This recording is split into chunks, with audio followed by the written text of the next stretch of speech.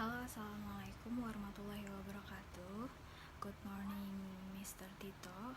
I am Dina Latanisha. I will explain about bilingualism, intelligence transfer, and learning strategies in meeting 8. First, bilingualism.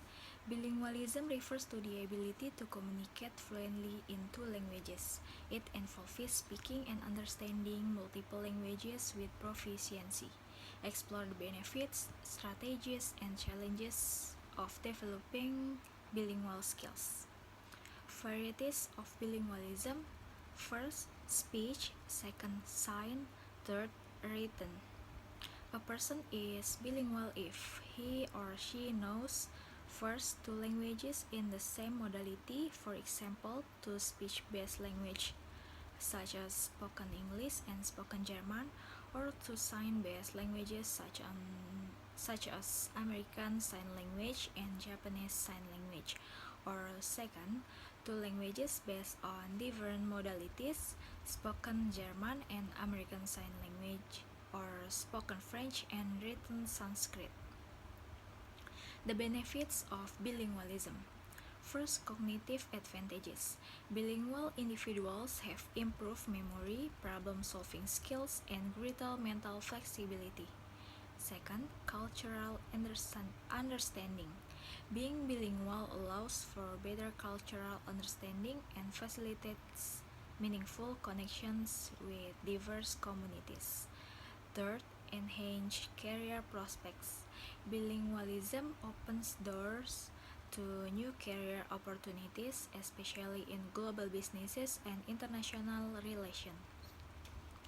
Challenges of bilingualism. First, language confusion. Sometimes, bilingual individuals may experience confusion between the two languages, especially when switching between them in quick succession or under pressure. Second, cultural identity issues. Bilinguals may face challenges in maintaining a strong bilinguals may face challenges in maintaining a strong sense of cultural identity as they navigate between different linguistics and cultural contexts. Third, educational difficulties. Bilingual students may encounter educational challenges such as language-specific tests and the need for additional support to develop literary skills. Next, intelligence. The connection between bilingualism and intelligence has been addressed since the initial part of the last century. However, the very first researchers found only negative reports. Earlier researchers couldn't find any benefit of bilingualism on intelligence or cognitive development. Nevertheless, recently a number of researchers proved that bilingualism plays a great role in infants' life. Additionally, they also said one of the positive effects is the flexible learning of a new language. They also claim that in school bilingual speakers outperform their counterparts in intellectual development. First, negative reports. Grosjean in Al-Amir maintains that until recently a good number of researchers were in unison with the famous linguist Otto Jespersen, who didn't believe in a slightest benefit of bilingualism in children. However, personal intuition was considered as the main culprit to the disadvantages of bilingualism. Second, positive reports. Since 1950s, the light seemed to be in the bilingual side, seeing that research studies found no disadvantage for bilinguals, save advantages. Regarding intelligence development, Elizabeth Reels and Wallace Lambert investigation in Al-Amir influenced in an astonishing way the field. Their investigations are a turning point in the debate They conduct research that led them to conclude that bilingualism results in greater mental flexibility and abstract thought. Furthermore, they suggest that improved thinking. Next, transfer. In the field of language learning, two types of learning situations are commonly discussed. First, sequentially learning, one language at a time.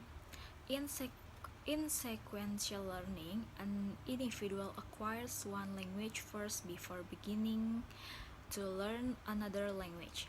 Second, building on language foundation.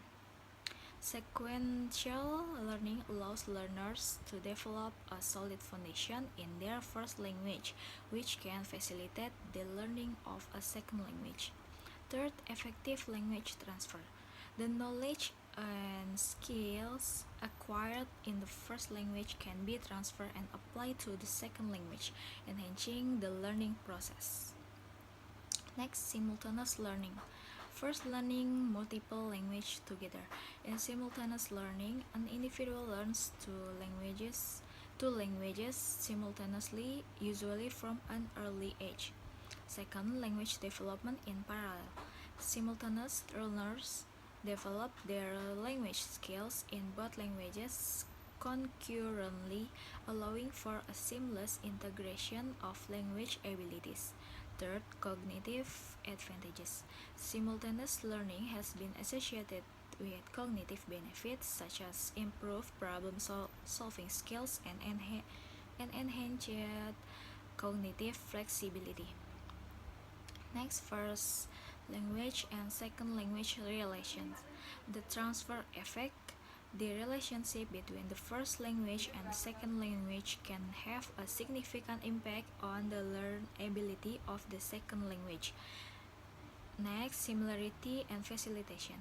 If the first language is similar to the second language, there is a greater likelihood of facilitation or ease in language learning, even between different languages.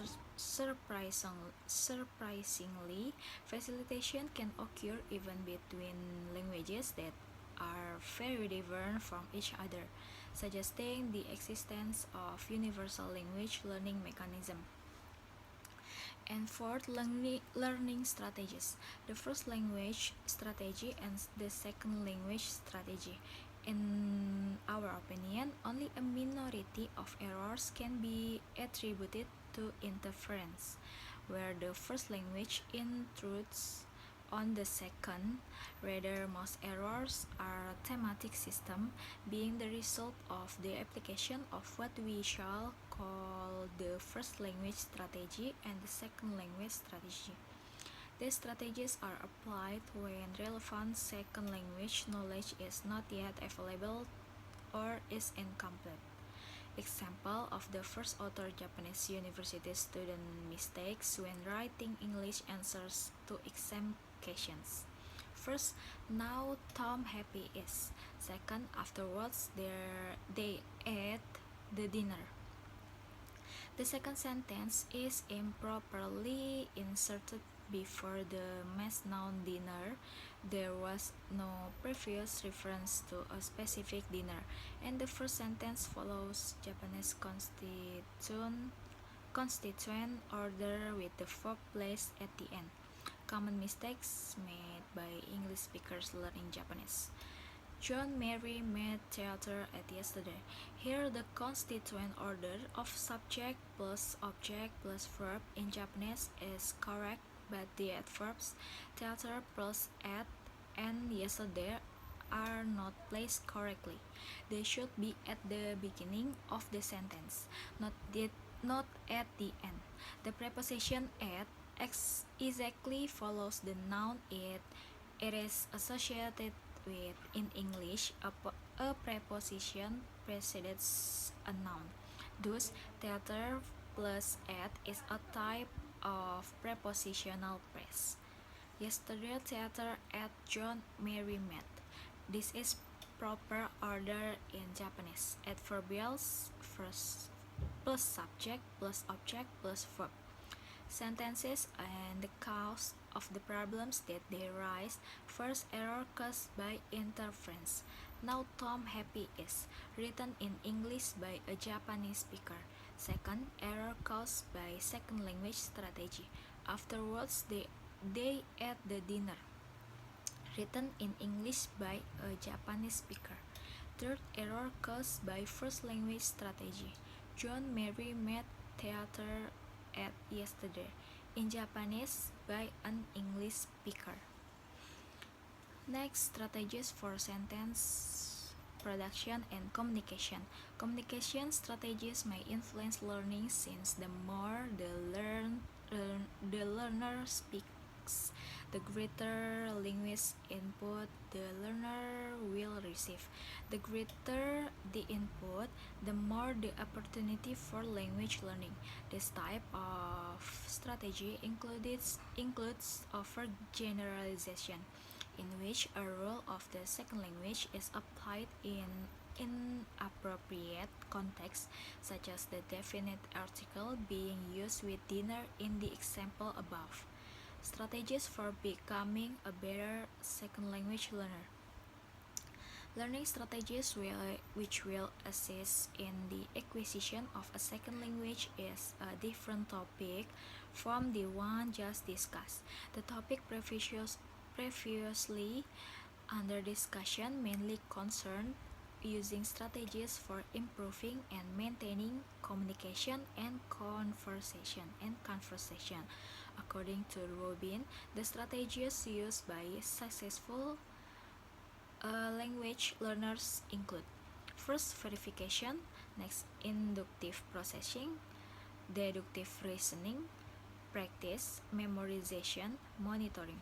While one could argue that these are strategies that any language learner naturally uses, research indicates that the explicit teaching of such strategies will improve the capacity of the learner. Teaching reading in a bilingual situation at home. How to teach the reading of two languages. For example, parents raise their children bilingually in English and Chinese, and parents want to teach their children to read both languages. First, parents must use the one person, one language approach. The mother speaks Chinese and the father speaks English, and the children learns both languages as speech simultaneously. However, in teaching reading, we recommend that teaching be done sequentially, with the second language following the first language. For example, the father starts teaching the child to read English within 2 years. After 2 years, the mother teaches the child Chinese within 2 years too. Which language should be read first? The language learned first is the language that is most important for the child's well-being. Why? Because the language must be the language used in society and at school. This will strengthen children's learning at home and motivate children to read more.